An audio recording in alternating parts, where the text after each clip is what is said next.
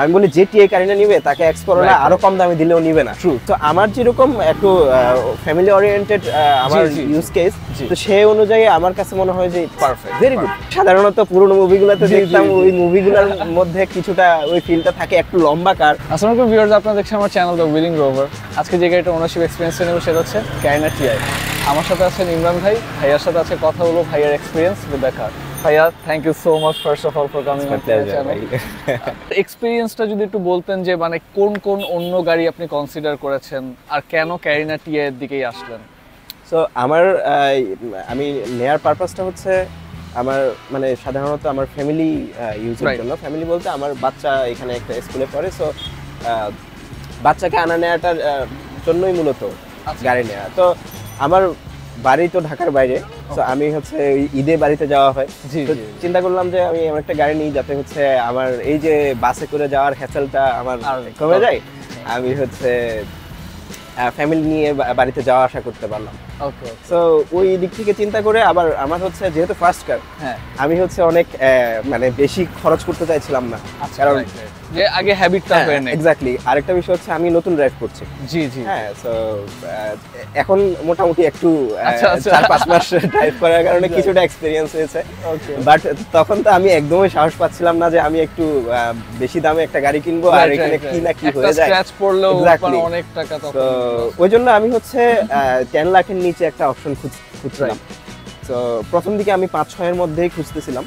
যখন আমি চিন্তা করলাম যে না, আমার বাচ্চারা আসলে বাইকে স্কুলে আসা যাওয়াটা একটু সমস্যা হয়ে যাচ্ছে, আর এই যে বর্ষার সময় খুবই ঝামেলার, তো যখন চিন্তা করলাম যে গাড়ি নিব, তখন আমি ফার্স্টে 110 দেখি আর কি। 110 তাও ওই যে আপনার চ্যানেলে আমি অনেকগুলা ভিডিও দেখি, and I must appreciate you because your channel is thank you very much helpful. এই যে আপনার পজিশন থেকে যাতে কেউ আসলে তাকে যাতে হেল্প করতে পারি, এটাই চ্যানেলটার মোটো। মাচ অ্যাপ্রিশিয়েটেড ভাই। আমার ফ্রেন্ড একজন হচ্ছে বলল যে আমি তো হচ্ছে 10 এর মধ্যে গাড়ি নিব, আমি এক্স করোলা না নিয়ে কেন টিআই কারিনা? আমি বলি যে টিআই কারিনা নিবে তাকে এক্স করোলা আরো কম দামে দিলেও নিবে না, কারণ এটার ব্যাপারটা হচ্ছে অন্যরকম। এক্স্যাক্টলি। আর ভাই, এটা যদি আমি লুকসের কথা একটু বলি, ধরেন আউট অফ 10 আপনি কত দিবেন এটাকে? আমি আসলে সেভাবে কখনো চিন্তা করি নাই, আমার তো লুকস খুব ভালো লাগে। আমার কাছে আমার কাছে মনে হয় যে মানে এই বাজেটে 10 লাখের নিচে রেগুলার ইউজ করার মতো নেওয়ার যেসব গাড়ি আছে, ইভেন যদি আমি ল্যান্সার, সিভিক সবকিছু ধরি, তারপর আমার কাছে মনে হয় এটা কিন্তু একদম টপ টিয়ার। মানে একটা ক্লাসিক ফিল আছে মানে মুভিগুলোতে, সাধারণত পুরনো মুভিগুলোতে দেখতাম ওই মুভিগুলোর মধ্যে কিছুটা ওই ফিলটা থাকে একটু লম্বা কার। জি জি, দেখা যাচ্ছে এই যে করোলা এক্স এর চেয়েও এটা একটু জায়গা বেশি লাগে রাইট ঘুরাতে, আর নিচু হোটেল এয়ারটাও পাস করে, মানে লুকসও খুবই। হ্যাঁ এক্স্যাক্টলি। আর ভাই, ইন্টেরিয়রে যখন আপনি বসেন, আপনার কাছে কি মনে হয় 110 এর চেয়ে এটা একটু প্রিমিয়াম মনে হয় না? হ্যাঁ, ওটা তো একটু মনে হয় অনেকটা সেম, বাট মানে একটু দেখলে মনে হয় যে না আরেকটু ভালো, কিন্তু এমনিতে গ্রসলি দেখলে মনে হয় যে না সেম। এমনি আপনি যখন বসছেন, আপনার ফ্যামিলি সবাই যখন উঠছে, কি মানে ওনাদের রিভিউ কি? না, এভরিথিং ইজ মানে কারো কোনো ধরনের মানে ওই ধরনের ইয়া ছিল না যে কমপ্লেইন্ট, না যে এটা এমন কেন বা এটা এমন কেন, এই ধরনের কোনো। সাধারণত দেখা যাচ্ছে আমরা এমনিতেই আগে সাধারণত প্রিমিয়তে চড়া হতো, তো সেক্ষেত্রে একদম যে না এটা একদমই ভালো লাগছে না এরকম কোনো ভেরি গুড। হ্যাঁ, আর স্পেসের কথাও যদি বলি, স্পেসটাও ভালো। হ্যাঁ, মানে কোনোভাবেই মানে কখনো ফিল হয় না যে না আমার একটু কম হয়ে যাচ্ছে, এরকম কখনো ফিল হয় না। ফ্যামিলিতে কয়জন মেম্বার?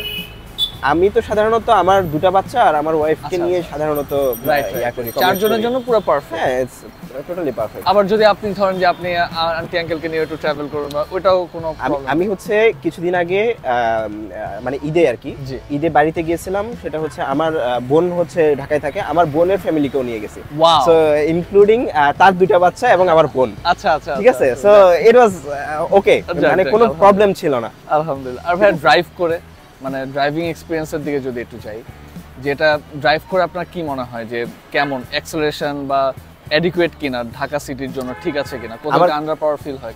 আমার কাছে তো খুব ভালো লাগে। তাই আমার কাছে খুব ভালো লাগে বলতে আমি হচ্ছে মাঝে মধ্যে তাকাই যে টিআই কারিনা রাস্তায় চলে, মাঝে মধ্যে আমি আজকেও একটা টিআই কারিনা দেখছিলাম, আমার বাচ্চার স্কুলের একজন গার্জিয়ান নিয়ে আসছিলেন, তো ওটাতে একটু আওয়াজ হচ্ছিল, মানে বাইরে থেকে অনেক আওয়াজ শোনা যাচ্ছিল। আমার কাছে মনে হচ্ছে যে কোনো একটা সমস্যা আছে এটা, বাট আমারটাতে আমার তেমন, আমি ভিতরে বসলো, আমি কোনো আওয়াজ ফিল করি না এবং আমি খুব অ্যাক্সিলারেশনে খুব সুন্দর করে অ্যাক্সিলারেট করলে যে জি, জি, একটা জি। কোনো খারাপ আওয়াজ আসে, গিয়ার শিফটিং টিফটিং সব এভরিথিং ঠিক ইজ আছে। অলরাইট।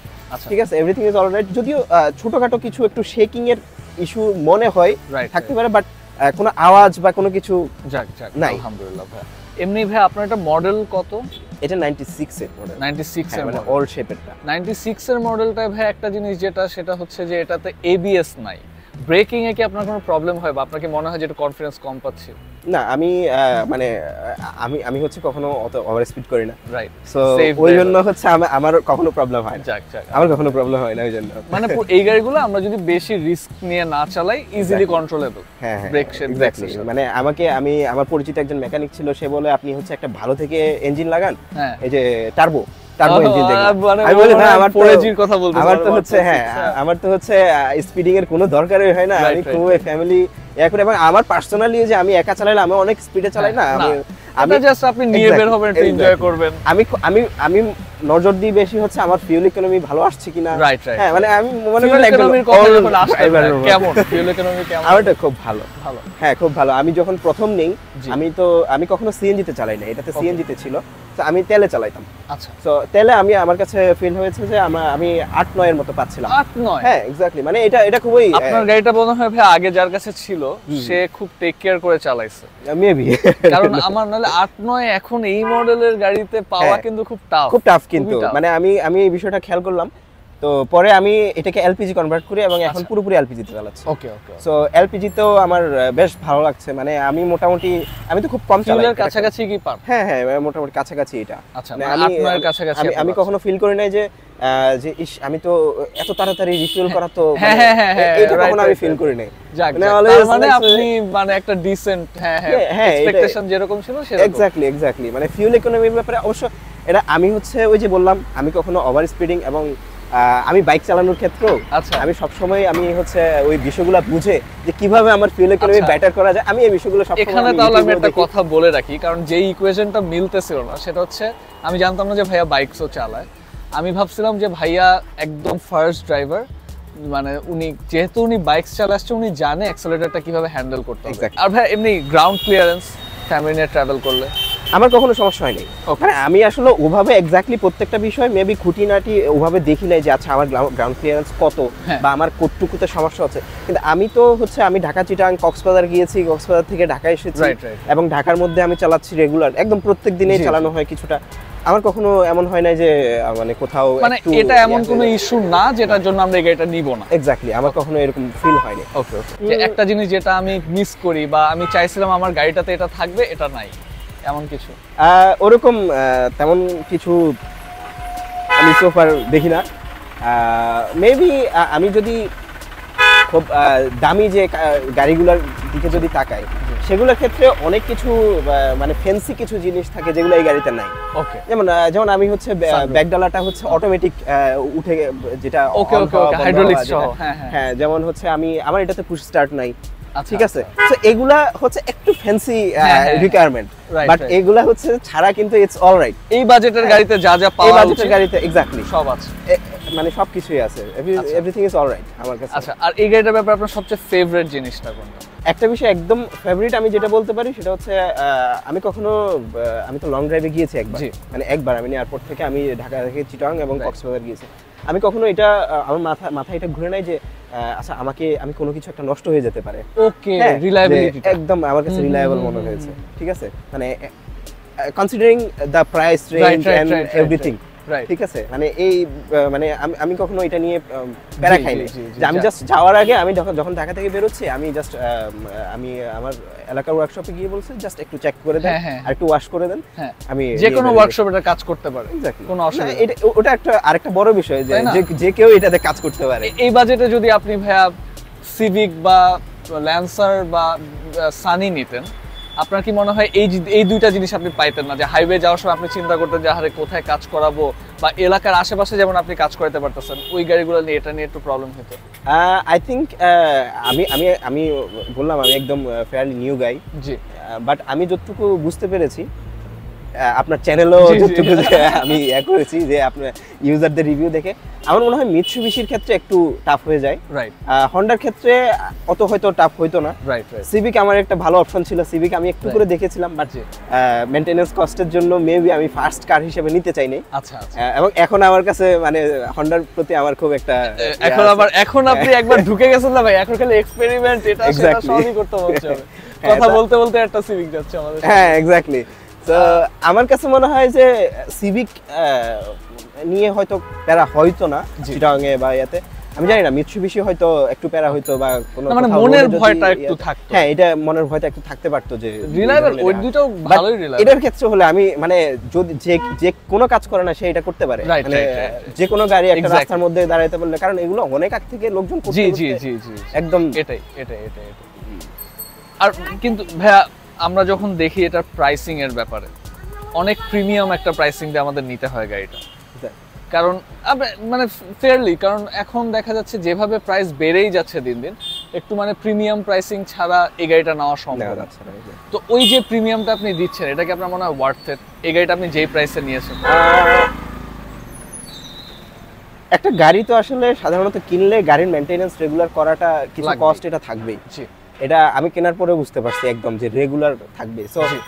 এইটা যদি আমি ধরি, এখন আমি যদি নতুন একটা গাড়ি কিনে আমি বলি যে এটা প্রচুর মেইনটেনেন্স, বাট আই থিংক আমি যদি একটা নতুন গাড়ি মানে করোলা এক্স বা প্রিমিয়ার কিনি জি। সেকেন্ড হ্যান্ড, জি জি আই থিংক সেখানেও অনেকগুলা মেইনটেনেন্স right, right, আসবে, রেগুলার right. মেইনটেনেন্স আসবে। Right. সো সেকেন্ড হ্যান্ড এই ধরনের পুরনো গাড়ি নিয়ে মানে আমি মনে 50,000 করি ওয়ার্ড টাকা হাতে রাখতেই হবে। হ্যাঁ আমি মনে করি ওয়ার্ড দিই, Okay. মানে কিছু টাকা খরচ করে, জি। বাট যে রিলায়েবিলিটি পাচ্ছি, এই যে আমি জি, জি, লং জি, ড্রাইভে যাচ্ছি রিলায়েবলি জি। যাচ্ছি, এবং যে কোনো জায়গায় কোনো একটা ছোটখাটো ইস্যু যদি হয় আমি Right, right, ইজিলি ফিক্স করার Right. সুযোগ মানে আপনার কোনো রিগ্রেট নেই এই গাড়িটা না নিয়ে? এটা এমন হতে পারে যে আমি মেবি পিকি হতে পারতাম হ্যাঁ। যদি আমি অনেক ফাস্ট অ্যাক্সেলারেশন বা হচ্ছে আমি Right, অনেক right, জোরে right. চালাবো, মানে আপনার প্রেফারেন্সেস তো ওইটা না। এক্স্যাক্টলি। সো আমার যেরকম একটু ফ্যামিলি ওরিয়েন্টেড আমার জি, জি, ইউজ কেস, জি। তো সেই অনুযায়ী আমার কাছে মনে হয় যে পারফেক্ট, ভেরি গুড। আর ভাই আপনার ইউজ কার কিনতে সময় এমনি এটার তো মিরপুর বিআরটিএতেই পেপার না? না আমার এটা হচ্ছে ইকুরিয়া থেকে। আচ্ছা, এটা কি আপনি ওখানে কি ভাই পেপার ট্রান্সফার নিয়ে কোনো ঝামেলা হয়, বা আপনি কি এটা জানেন এখনো? না কোনো ঝামেলা পড়ে না, আমি তো গিয়েছেন পেপার ট্রান্সফার করে? একদম কোনো অসুবিধা easily। হয়নি? আপনি 4 মান্থস আগে যখন খুঁজতেছিলেন তখনের হিসাবে কত টাকা হইলে আপনার মনে হয় যে ডিসেন্ট একটা বাজেট, মানে কত টাকা বাজেট রাখা উচিত একদম?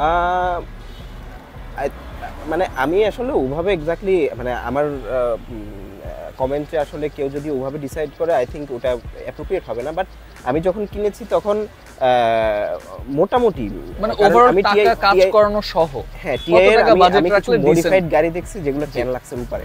ওকে, হ্যাঁ আমি ওগুলার ব্যাপারে ইন্টারেস্টেড, আমি দেখছি কথাবার্তা বলছি, জি। বাট আমি যতটুকু দেখছি ওরা আসলে অনেক হাই মেইনটেইন Right, right, কার, right. ওইগুলো হচ্ছে মানে ওরা ওই প্রাইসের নিচে বেচবেও না এবং ওই প্রাইসে নেওয়ার জন্য মানুষও আছে। রাইট রাইট হ্যাঁ রাইট রাইট। সো বাট আমার মতো যারা এই ধরনের মোটামুটি কার নট জি। ভেরি মডিফাইড এন্ড জি, স্টাফ, জি।